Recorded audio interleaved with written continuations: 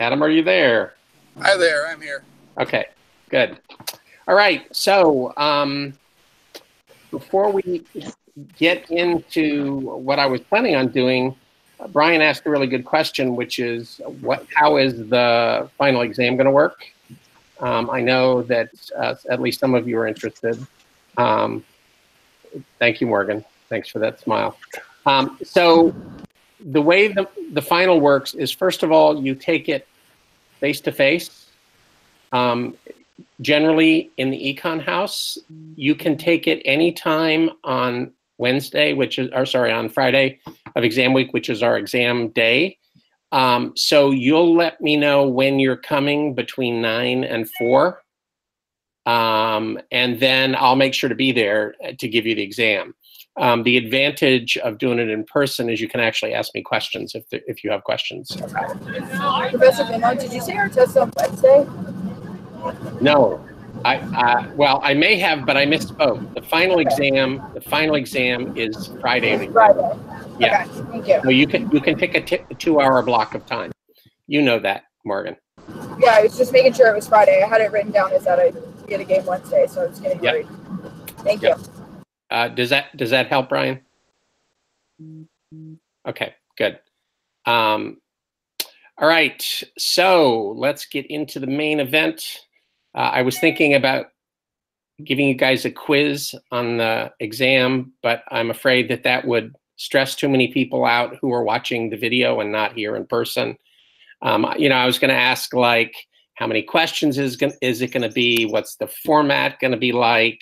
How long will you have to do it? And all of those normal things that you can easily answer. So it is multiple choice. The format is just like the last one. So it's 30 multiple choice questions. I'm saying you have an hour, but you actually have more than that. I don't want anybody to run out of time at the 61st minute or something like that. So don't worry about the time. You'll have plenty. Okay. The exam is available from midnight tonight until midnight tomorrow. So hopefully you can find an hour in that time block there.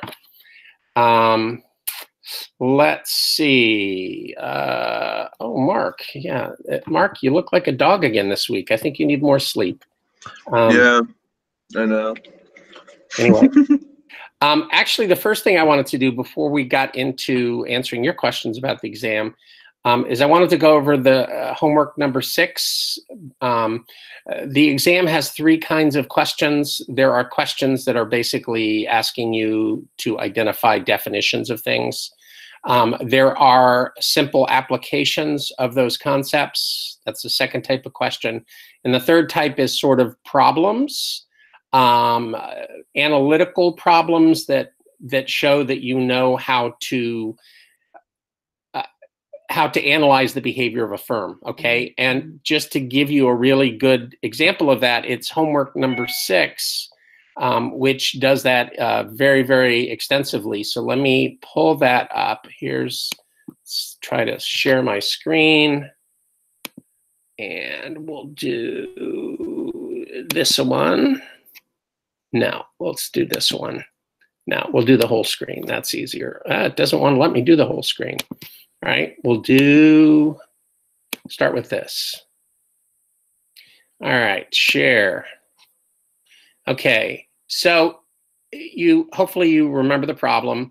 The problem says, let's assume that that you run an independent trucking business. Your business operates as a perfectly competitive firm, and the industry is reacting to an increase in GDP. Okay, the increase in GDP is going to increase the demand for trucking services because businesses are producing more stuff, and so they're going to need more deliveries and that sort of thing. So the question is, how do we show the effects of that at the level of the firm and at the level of the industry? And how do we do that both in the short term and also in the long term. So let me pull up somebody who did a really nice job on the homework. That's not it. That's not it. Is it this one? Nope, that's not it. Maybe I won't be pulling that up. Oh yeah, here we go. I had it right the first time. Okay. So I believe I have to stop this and then pick another one.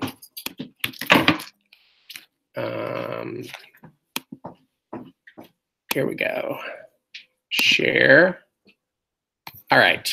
Okay. So this is the problem again.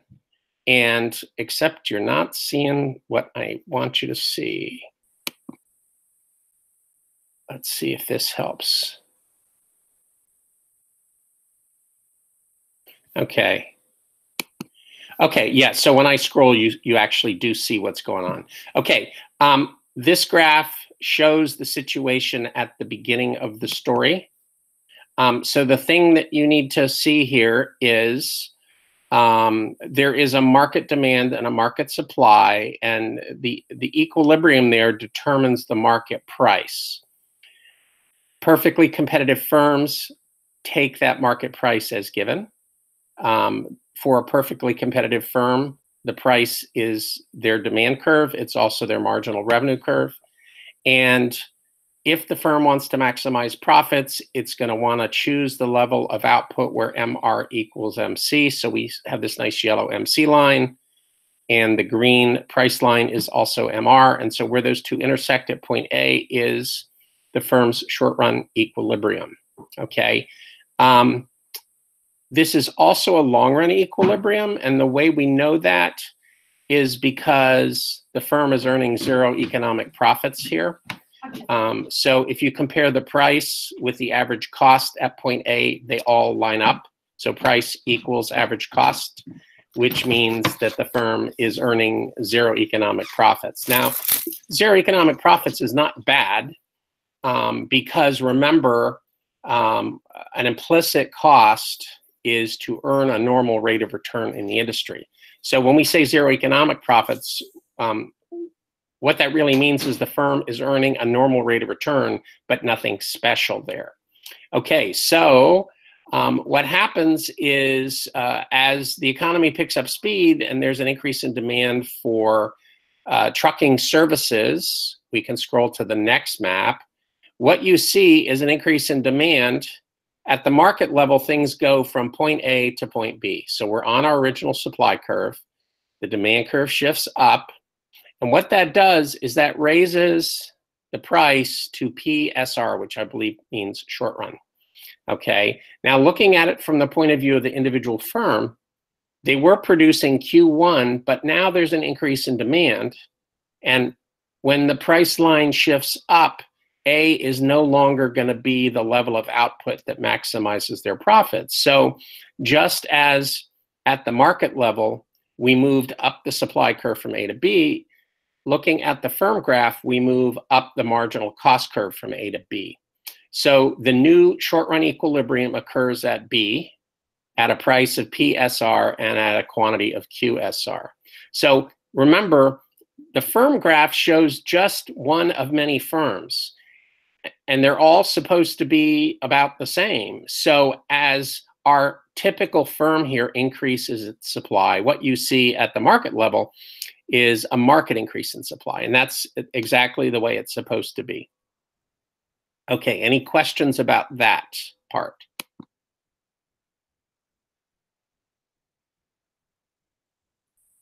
Okay, good.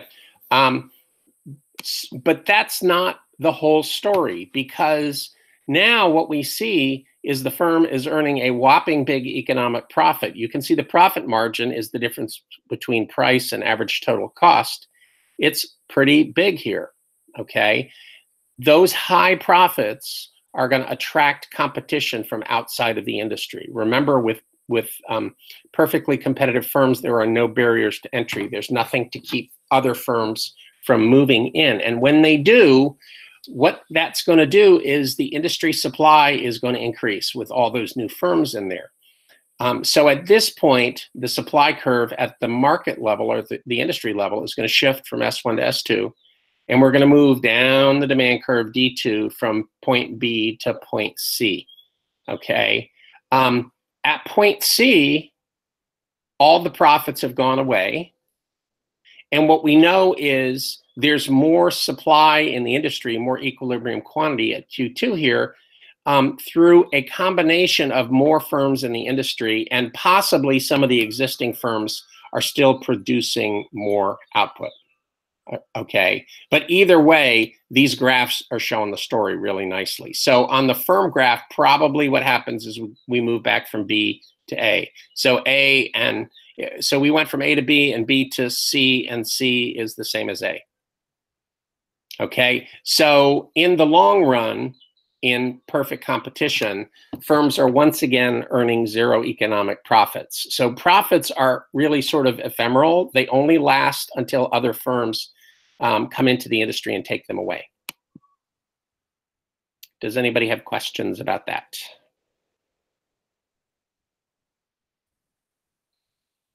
Trisha, you good? Good. You also look comfortable, just saying. All right, so that's the homework. Let's go back and talk about the exam. So let me stop the screen share for now. All right, what questions do you guys have? Oh, I know what I was going to say. I was going to show you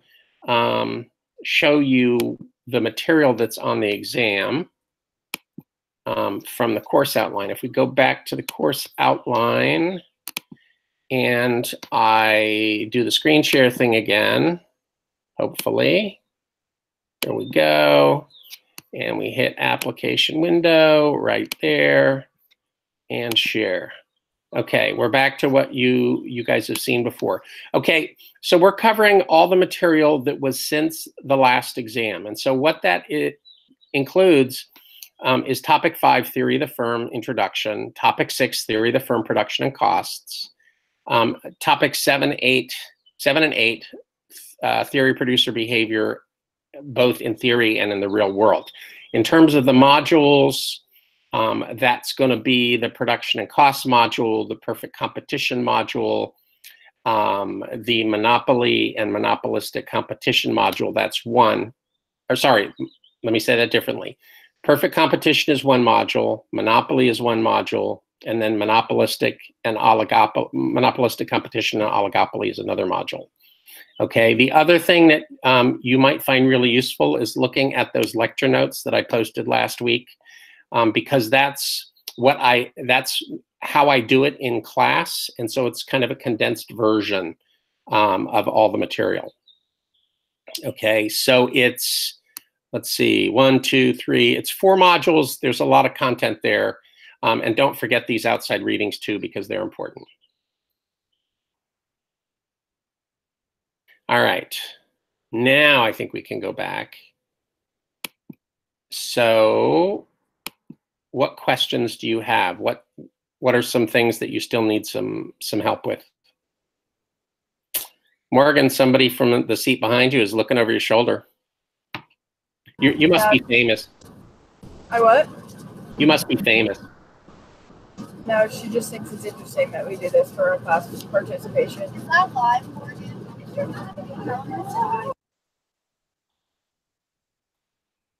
All right.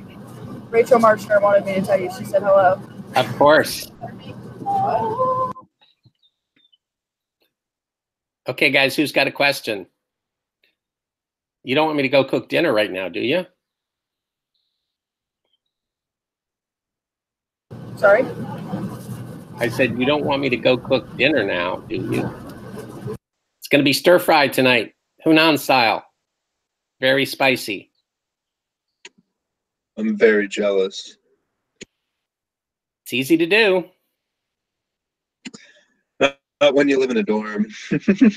Sure, you just take the food and throw it in the microwave. In 2 seconds, it's done. That's what I do. I guess that's true. I'm not a microwave guy, though. Me neither.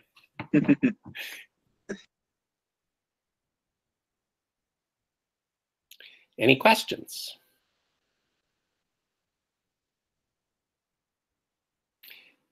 You'll probably have some over the next 24 hours.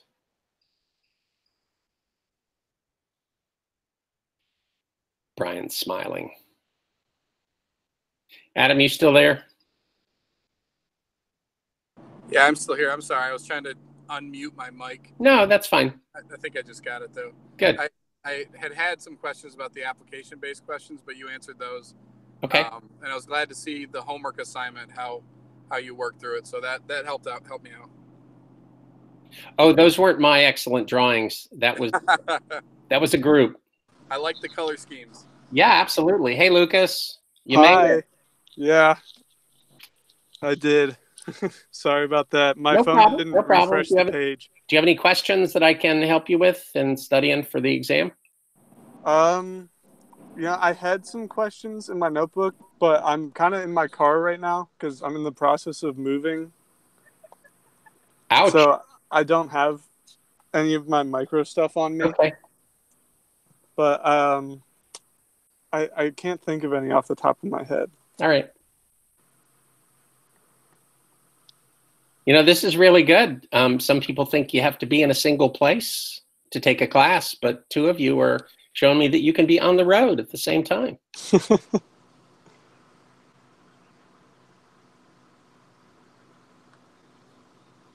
You must be getting pretty sick of that bus, Morgan. Sick is an understatement. It's the windiest bus ride ever. Where are you coming from? Southern Virginia. All right. It's better than the last one. The last one, the air conditioning stopped working, so it was a literal sauna. It was brutal. The sacrifices we make. Yeah. Are we gonna need to know about all the sorry, I just accidentally muted my mic. Are we gonna have to know about all the different antitrust laws? No. Okay. Antitrust, neither antitrust nor game theory are things that I emphasize, so you don't need to worry about those. Okay, I was actually also gonna ask because I saw game theory in my notes, so I wasn't sure if you were gonna talk about that. Okay. Yep. Thank you. I think Lucas is glad you asked that question. Indeed. Anybody else?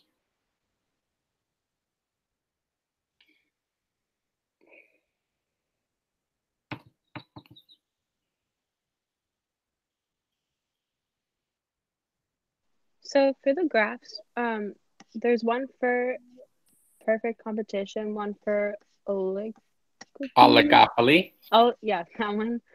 And then one for monopoly. Well, it's actually both more and less complicated than that. Okay. If you look at my lecture notes, what you'll see is the one graph that looks like the one in the module on monopoly, but it's actually the graph that works for every firm except for perfect competition. So it applies to monopolistic competition, it applies to oligopoly, it applies to monopoly. So you really need to learn that one in particular. The theory of oligopoly is a little unsettled, and so there are lots of little models that people have tried to apply, but they're kind of special cases, and so I wouldn't worry so much about that graph. It's really a variation off of the one that I'm talking about right here, the monopoly graph. Okay, thank you.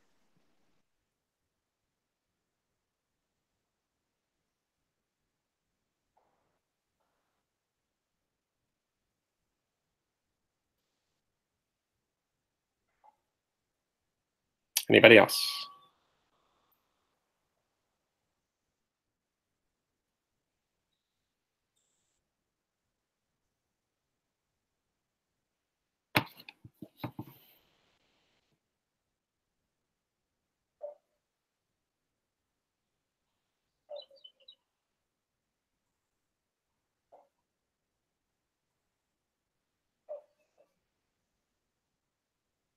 Well, we also need to know like the examples, like the Apple iPod and like McDonald's Big Mac stuff for the exam. Um, Are they just like for reference? they're for reference. I'm not going to ask you about those specific case studies, but I could ask you about other products that are similar. Yeah. Okay. You don't need to know the year in which the Big Mac came out, because for one thing, you weren't born then. But you would get extra credit for singing the Big Mac jingle. I didn't know that existed. Oh my gosh, you young people, you don't know anything. Kidding.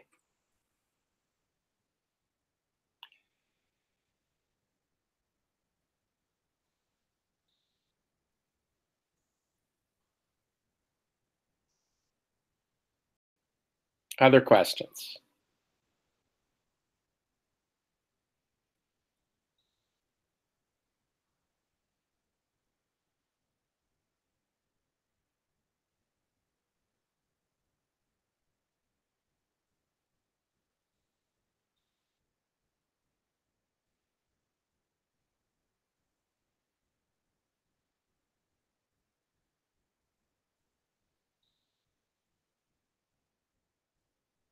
All right, well then I'm going to go crank up my walk. I'm only an email away if you guys have questions between now and when you take the exam, and I will be on campus tomorrow if that is convenient for you. So just let me know. Good luck, and I'll talk to you soon.